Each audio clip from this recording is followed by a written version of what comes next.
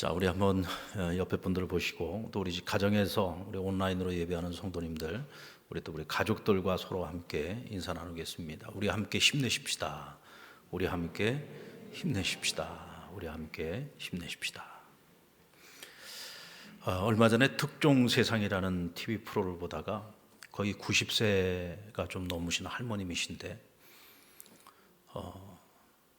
남편이 세상을 떠나고 그 남편의 무덤을 지키는데요, 그 무덤하고 가까운 곳에다가 자신이 직접 손으로 그 흙집을 지었어요. 흙집을 지어놓고 거기서 계속 이제 조석으로 뭐 아침에도 가고 점심 때도 가고 저녁 때도 가고 때로는 한밤중에도 그 무덤에 가서 그렇게 무덤을 살피고 또 남편하고 이제 대화를 나눈다고 혼자 독백을 하면서 그렇게 시간을 보내는 거예요. 이 남편에 대한 그리움이 얼마나 사무쳤으면 그것도 자그마치 남편 돌아가시고 22년 동안을 그렇게 지낸 겁니다.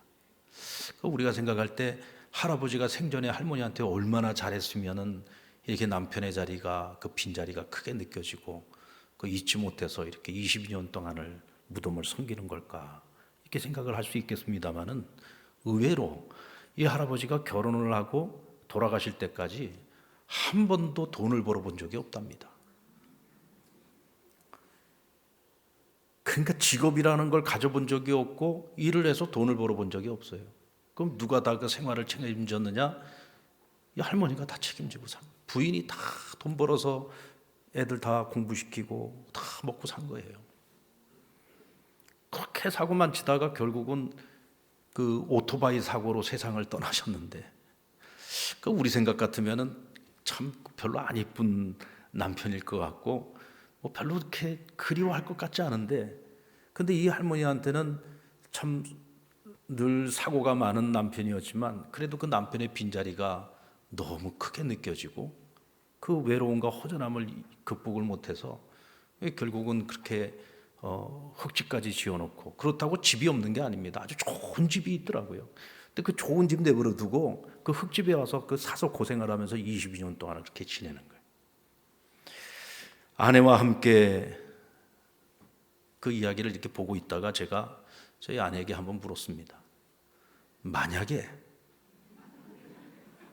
내가 당신보다 먼저 세상을 떠나면 당신은 저렇게 나를 섬길 수 있겠냐 하고 물어봤어요. 그랬더니 아내가 하는 말이, 땅만 있으면 나도 저렇게 하지. 그래도 그 할아버지는 묻힐 땅이 있고 그래도 운막이라도 지을 땅이 있어서 할머니도 운막 지어놓고 그렇게 섬긴 건데 우리는 땅이 없는데 내가 하고 싶어도 못하지. 그래서 내가 가만히 생각을 해보니까 우린 땅이 없어서 저희 아내에게 뭐 그런 사부곡을 기대하기가 어렵겠다라는 생각을 가졌습니다. 이게 참 땅이 없는 게 얼마나 서러운지. 땅이라는 거는 하는 것이 이 사람이 사는 어떤 지역의 경계를 의미하기도 하고요. 또 재산의 의미로 생각을 하면은 땅을 많이 가지고 있는 사람은 부자죠. 땅이 없는 사람은 가난한 자요. 또 사람의 입에 들어가는 그 모든 음식물들도 다 이 땅에서 나오는 소산들 아닙니까?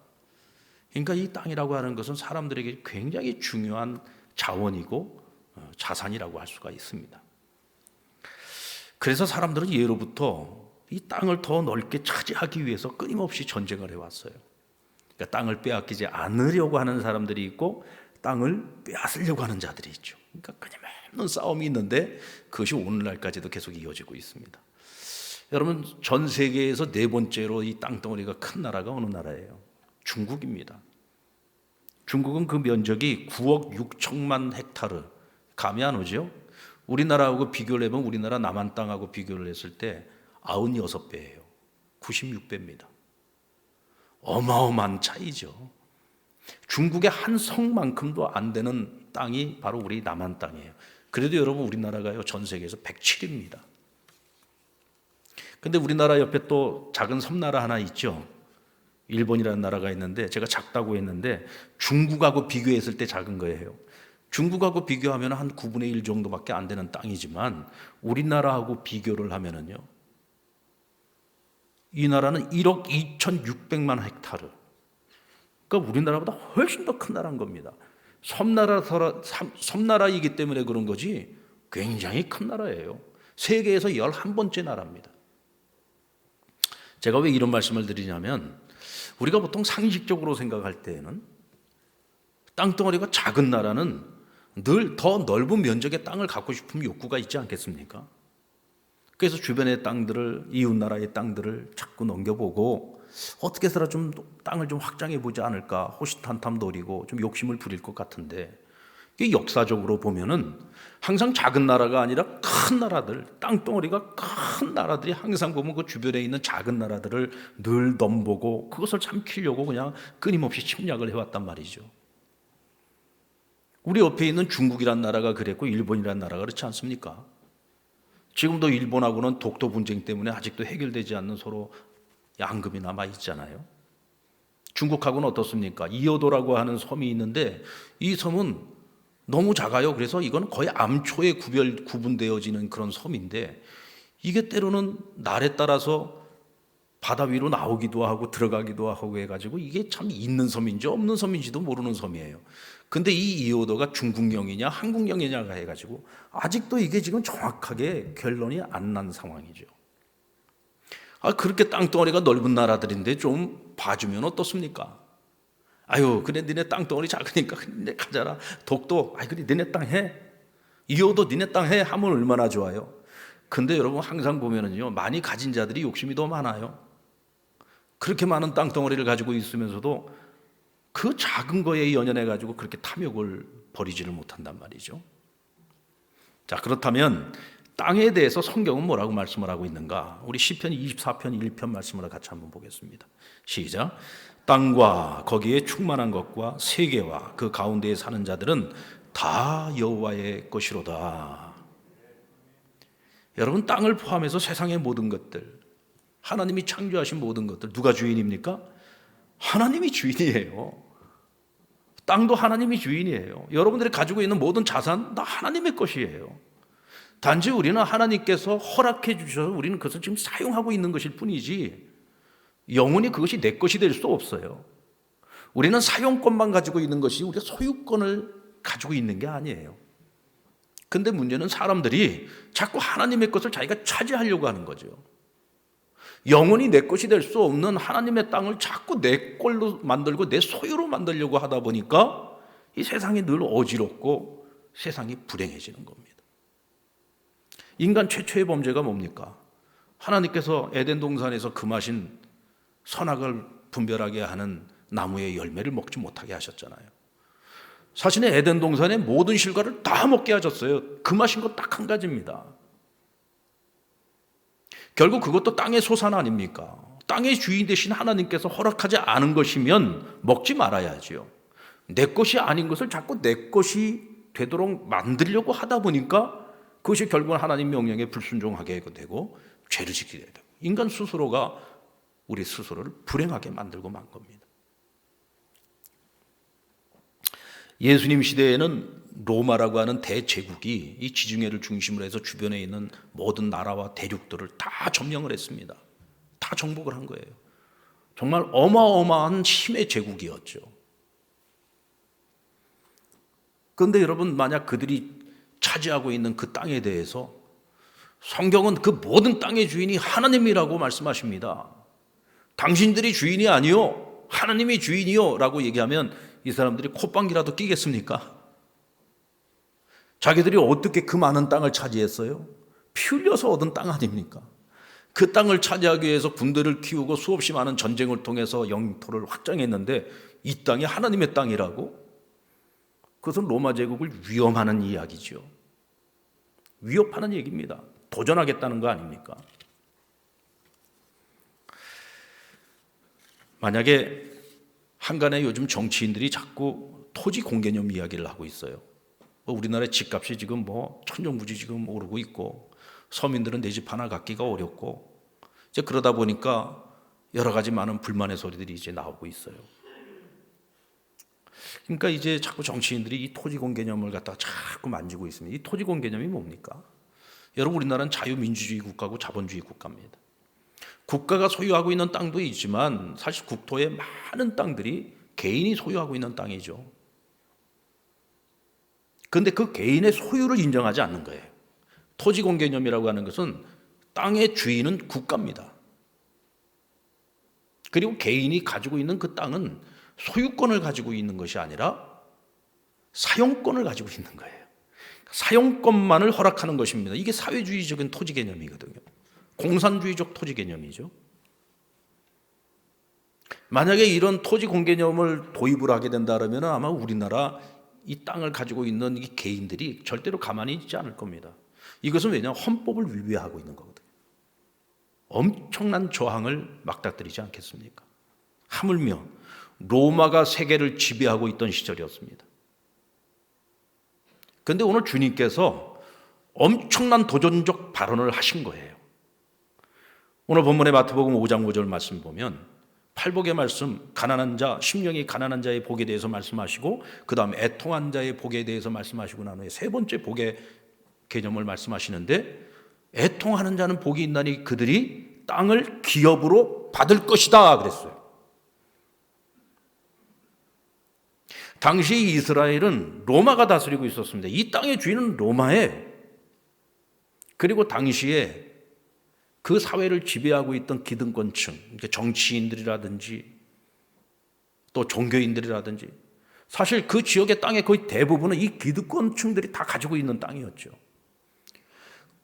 그런데 예수님께서 백성들을 모아놓고 말씀을 가르치는데 뭐라고 말씀하세요? 애통하는 자들에게는 땅을 기업으로 주시겠다 그랬어. 아니, 예수님이 뭔데?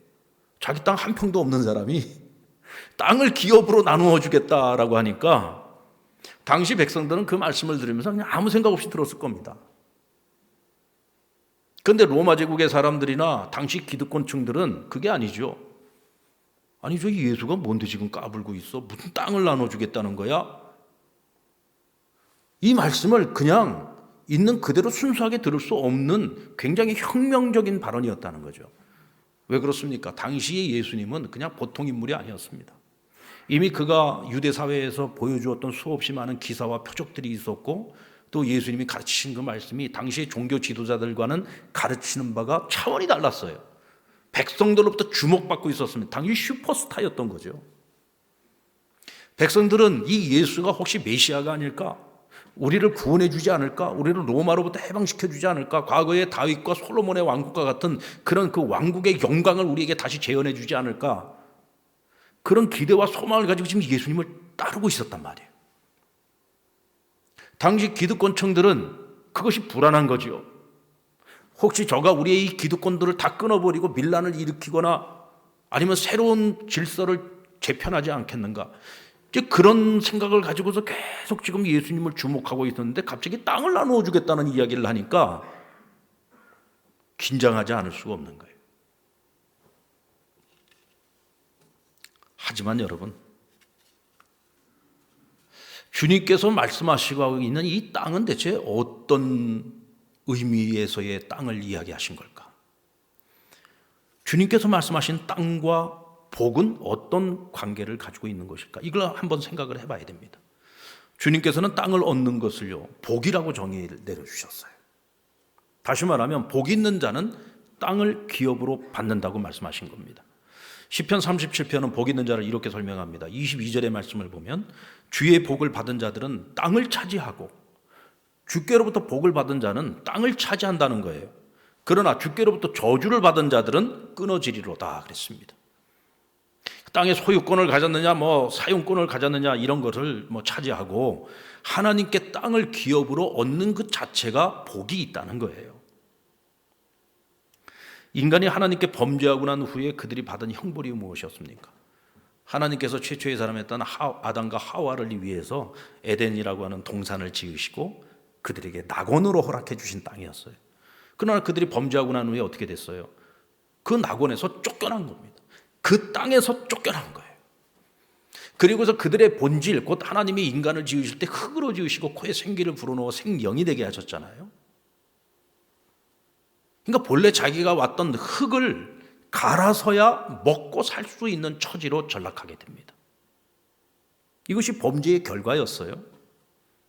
그런데 하나님께서는 그런 범죄에서 땅에서 쫓겨나고 결국 땅을 갈아먹고 살아가야 되는 그 백성들, 이 인류를 하나님께서 여전히 사랑하시고 그들을 구원하시고 회복시키시기 위해서 하나님이 믿음의 조상 아브라함을 세우고 그에게 약속하신 것이 뭡니까?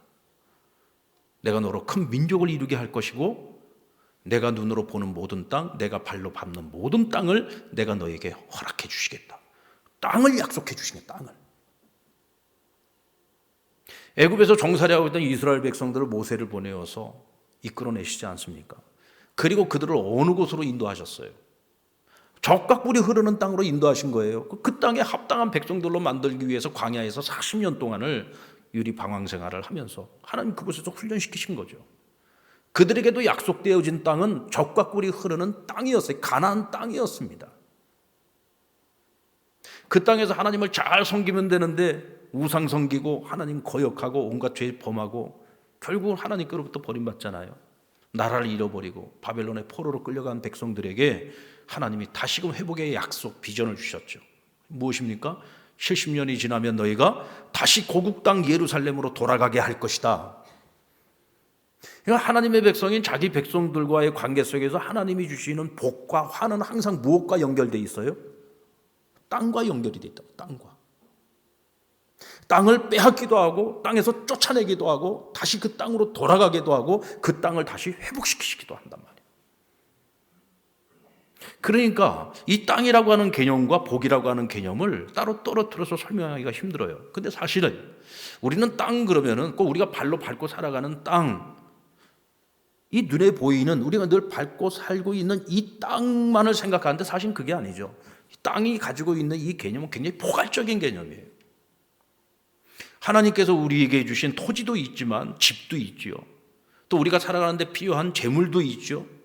우리가 세상을 살아가면서 사회적 관계 속에서 어떤 지위도 있고요. 권한도 있고요. 여러 가지 그런 다양한 내가 한 사람의 사회인으로서 세상을 살아가는데 필요한 모든 것들을 하나님이 우리에게 허락해 주신 거예요. 맞습니까? 허락해 주신 거예요. 그게 땅이에요. 하나님이 이미 우리에게 그런 복을 주셨어요. 그런데 하나님이 주신 것을 하나님이 주신 것으로 알지 못하고 감사할 줄 모르고 내게 주어진 것에 대해서 만족하지 못하고 이미 하나님 많은 것을 주셨는데도 불구하고 내 안에 있는 욕심, 탐욕을 버리지 못해서 늘 나는 더 많은 것을 얻으려고 몸부림을 치면서 살아가요. 그럼 이 사람은 행복하지 못한 거예요. 하나님이 주신 것조차도 누리지 못하는 거죠. 그러니까 이런 사람의 마음에는 뭐가 없을까요? 하나님 나라가 없는 거야. 하나님께서 우리에게 하나님 나라를 기업으로 주신다는 얘기는 무슨 얘기냐면 하나님이 내게 이 땅에서 허락해 주신 것들을 내가 믿음으로 감사함으로 누리면서 살아가면 내 안에 하나님의 나라가 있는 것이고 그 하나님 나라를 우리가 누리면서 살아가는 거예요. 아무리 많은 것을 주셔도 누리지 못하면서 살아가는 사람은 그건 내 것이 아닌 거죠.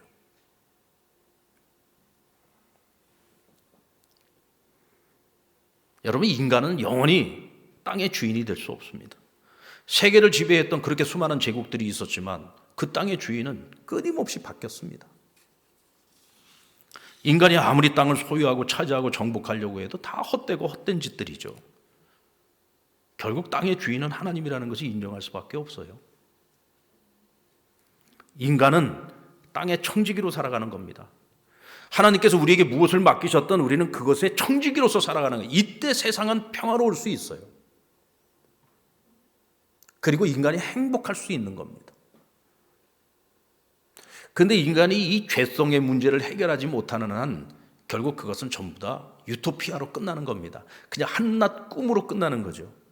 세상에 많은 사람들이 그런 꿈을 꾼 적이 있어요. 그런데 그런 꿈이 성취된 적은 단 한 번도 없었습니다. 왜 그렇습니까? 인간의 욕망, 이 탐욕은 멈출 줄을 모르기 때문에 그렇습니다. 결국 우리가 바라봐야 되는 땅, 비전의 땅은 여기가 아니요. 여기서는 하나님이 허락하신 것들을 내가 믿음으로 잘 누리면서 살아가면 그것이 하나님의 나라요. 결국 우리가 바라보고 우리가 비전으로 품고 살아가야 되는 땅은 여기서의 땅이 아니라 영원한 하나님의 나라. 영원히 사라지지 않는 나라. 영원히 하나님과 함께 하나님의 모든 것을 함께 누리면서 살아갈 수 있는 이 땅과는 비교할 수 없는 영원한 나라. 우리 거기에 소망을 두고 살아가는 거죠. 그러니까 오늘 예수님께서 말씀하시는 애통하는 자에게 주시는 이 땅의 기업이라고 하는 것이 결국은 하나님의 나라를 지향하고 있다는 것입니다. 아멘입니까? 여러분, 우리가 아무리 땅을 많이 가지고 있어서 우리가 죽어서 차지할 수 있는 땅은요, 여러분, 한 평도 안 됩니다. 요즘 매장을 하지 않기 때문에 한 평이 뭡니까? 화장해가지고 유골함에다 집어넣어서 그 낙골당에다가 집어넣잖아요. 여러분, 낙골당 가서 보셨죠? 낙골당 기껏해야 요 조그마한 캐비넷 안에 들어가는 거예요. 우리가 이 땅에서 그렇게 가지려고, 움켜쥐려고, 그렇게 차지하려고 그냥 몸부림을 치면서 살아가는데 결국 죽어서 내가 가질 수 있는 땅이라고는 한 평도 안 된다니까. 반 평도 안 돼요. 근데 그냥 여기에 미련을 못 버려가지고 영원한 것을 준비하지 못하고 살아간다면 그처럼 허무한 인생이 어디 있겠습니까? 자, 바로 그 땅, 그 나라가 어떤 이에게 복으로 주어진다고 했습니까? 바로 팔복의 세 번째 복인 온유한 자들에게 주어진다고 했습니다. 심령이 가난한 자, 애통하는 자, 이 세상의 이치에서 보면 이 역설이요. 이게 어떻게 복 있는 자입니까? 근데 예수님께서는 그들이 복 있는 자라고 했어요. 심령이 가난한 자, 애통하는 사람들이 복이 있다. 왜? 하나님의 위로가 있으니까. 천국이 저희 것이니까. 근데 세 번째 복, 온유한 자가 복이 있다. 이것도 역설 아닙니까? 요즘 여러분, 우리가 살아가는 이 세상이 어떤 세상이에요? 지금 우리가 살아가는 이 세상은 약육강식, 강한 자만이 살아남을 수 있어요. 무한경쟁 시대를 지금 살아가고 있잖아요. 정말 살아남아야 되는 그런 시대를 살아가고 있어요.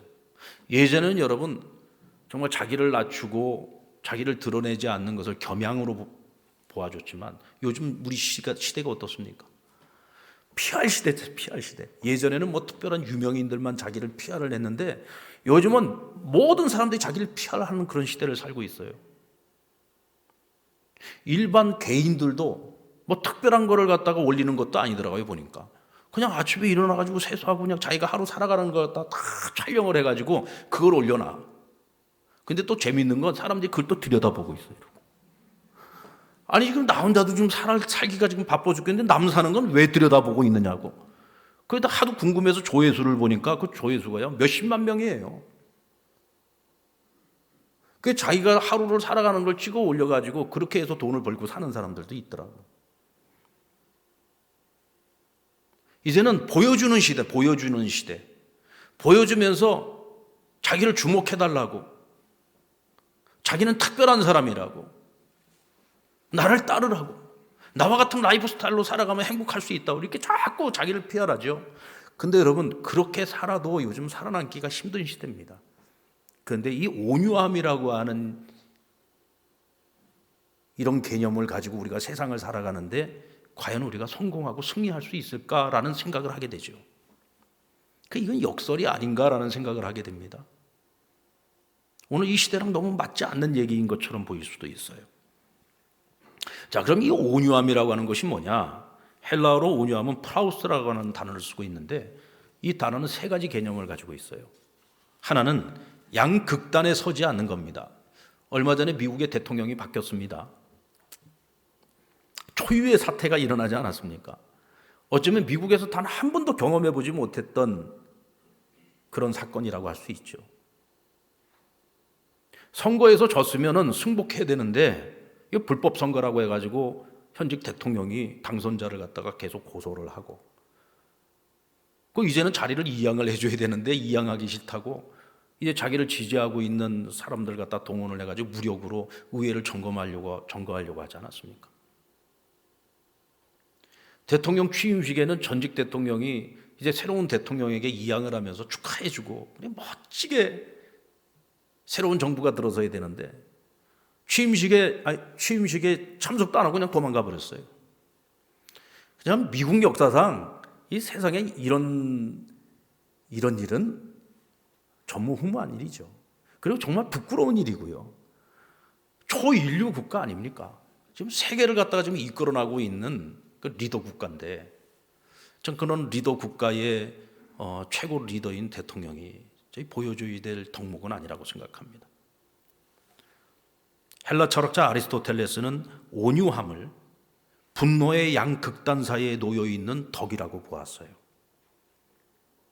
요즘 우리 사회도 그렇지 않습니까? 양극단에 있잖아요. 아주 극보수와 그리고 극좌파, 극좌. 그래가지고는 아주 그냥 양쪽이 그냥 서로 조금도 서로에게 귀를 기울이지 않잖아요. 상대방이 어떤 말을 해도 그냥 무조건 우리의 생각이 옳다고만 서로가 주장을 하고 있으니까. 그러니까 요즘은 이 중간에 이 중보라고 얘기하는 이들도 뭔가 어느 한쪽에 좀 기울어져야 될 것 같은 그런 요즘 착각을 자꾸 하게 만들어요.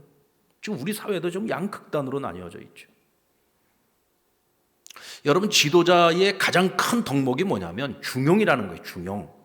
이 동양 그 철학에서는 보면은 나라를 이끌어 나가는 지도자가 가져야 될 가장 큰 덕목 중에 하나를 중용이라고 봤어요. 이 중용이 뭐냐? 어느 한쪽에 치우치지 않는 거예요. 그리고 변함이 없는 겁니다. 늘 변함없이 한쪽에 치우치지 않고 백성들의 마음을 하나로 모두어서 통합시켜 나가는 게 리더의 가장 큰 역할이고 가장 큰 자질이라는 거예요. 이건 동서양을 막론하고 지도자가 가져야 될 가장 중요한 덕목. 그것이 바로 온유함이라는 겁니다. 근데 이 온유함을 가장 잘 보여주신 분이 누구냐면 바로 예수님이죠. 어떻게 생각하면 좌도 아니고 우도 아니고 중간에 어정쩡한 거 그러면서 이거 눈치 보고 있다가 자기 목만 챙기는 기회주의자가 아닌가 이렇게 생각할 수도 있을 거예요. 근데 여러분, 예수님을 보십시오. 예수님은 한없이 부드러운 분이었습니다. 한없이 온유한 분이었죠. 그러나 불의를 보셨을 때에는 참지 않으셨습니다. 당시 종교 지도자들이 하나님의 그 성전을 갖다가 완전 강도의 굴열로 만들어 버린 것, 그것을 보시면서 분노하셔가지고 다 때려엎지 않았습니까? 의분을 가지고 계셨던 거죠.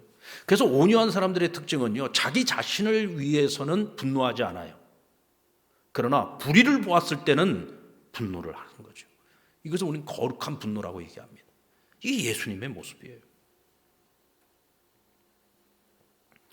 그리고 자기 자신을 잘 다스리는 마음. 그래서 이 프라우스라고 하는 단어는 거친 야생동물을 조련사가 잘 훈련시키고 조련을 해가지고요, 그 거칠고 그 야생의 어떤 속성을 버리게 만들고 잘 순종하고 따르는 부드러운 마음을 갖도록 만든 상태, 이것을 프라우스라고 얘기를 합니다. 사람에게 이것을 적용한다면 자기 자신을 잘 제어할 수 있고 다스릴 수 있는 사람을 말하는 거죠. 성경은 모세의 온유함이 가장 크다고 말씀하고 있습니다. 세상에서 모세의 온유함보다 큰 자는 없다고 했어요. 근데 여러분, 우리가 잘 아는 것처럼 모세가 그렇게 온유한 사람입니까? 모세가 그렇게 부드러운 사람 아닙니다. 굉장히 강한 사람이에요. 나이 40에는 자기 민족을 위해서 무엇을 할까 고민하다가 사람을 죽이기도 했어요. 나이 80에 하나님께서 친히 찾아오셔서 그에게 사명을 맡기실 때 모세가 뭐라고 했습니까? 하나님, 나는 입이 어눌한 자요, 나 못합니다. 내 지금 나이가 몇입니까? 80이요. 날 쓰시려고들랑 내 나이 40대 내가 하나님 뭔가 이 민족을 위해서 뭔가 하려고 할 때 그때 써먹지, 왜 이제 와서 이 다 늙은 노인네한테 이 일을 맡기려고 합니까? 나 못합니다.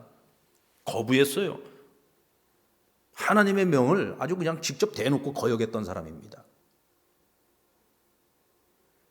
모세는 하나님과 대면하는 사람이었어요. 굉장한 카리스마를 갖고 있었던 거죠. 200만이 넘는 한 민족을 이끌고 광야를 여러분 생활을 하는데, 광야의 지도자로 살아가는 사람이 얼마나 힘들었겠습니까? 게다가 이스라엘 백성들이 어떤 사람들이에요? 모세의 표현에 의하면 목이 곧은 자들이다. 교만하기 이를 데 없는 사람들이에요. 근데 그런 사람들을 이끌고 광야 생활 40년을 했다고 생각해 보세요. 지도자 노릇이 만만했겠습니까? 아마 속이 썩어 문드러질 대로 문드러졌을 겁니다. 그 백성들을 이끄느라고 얼마나 참았을까요? 정말 이 모세의 인내심이라고 하는 것은 우리가 가히 상상하기가 어려웠을 거예요. 그러니까 성경이 인정을 해주고 있는 겁니다. 그는 철저하게 자기를 절제할 줄 아는 사람이었어. 자기 마음을 다스릴 수 있는 사람, 그렇기 때문에 백성을 다스릴 수 있었던 거야 라고 얘기하고 있는 거죠. 근데 이런 천하의 모세도 결국은 무리바에서 그 마음의 분노를 참지 못해가지고 결국은 가나안 땅에 들어가지 못하는 벌을 받지 않았습니까? 그리고 세 번째 의미는 겸손의 의미를 갖습니다. 자신의 무지와 연약함을 깨닫고 자신에게 필요한 것이 무엇인지를 배우는 자세, 이것이 온유함이라는 거예요. 어떤 사람들을 보면은요, 자꾸 남을 가르치려고 하는 사람들이 있어요. 내 뭐 요만큼 아는 거, 요만큼 경험한 거 가지고 자꾸 남을 가르치려고 들어요. 요만큼 아는 걸 내가 마치 다 하는 것처럼 생각을 하고 자꾸 사람들을 가르치려고 해요. 근데 사실 알고 보면 나보다 못난 사람 하나도 없어요. 다 나보다 잘난 사람들이야. 그들이 몰라서 입을 안 여는 게 아니에요.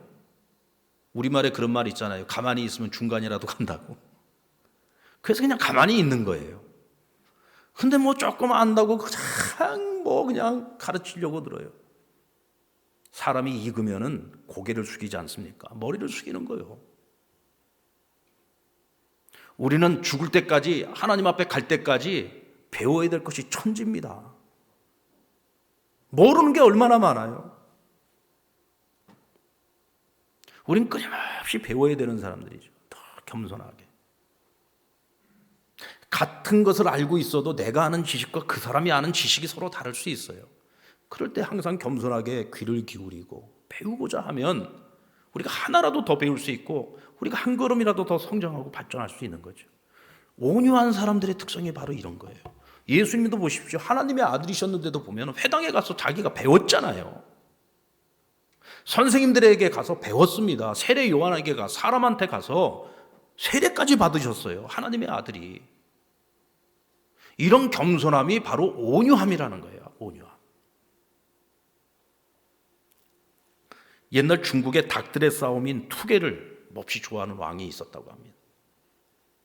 이 왕이 하여튼 그 나라에서 가장 강한 닭을 한 마리를 구입을 했어요.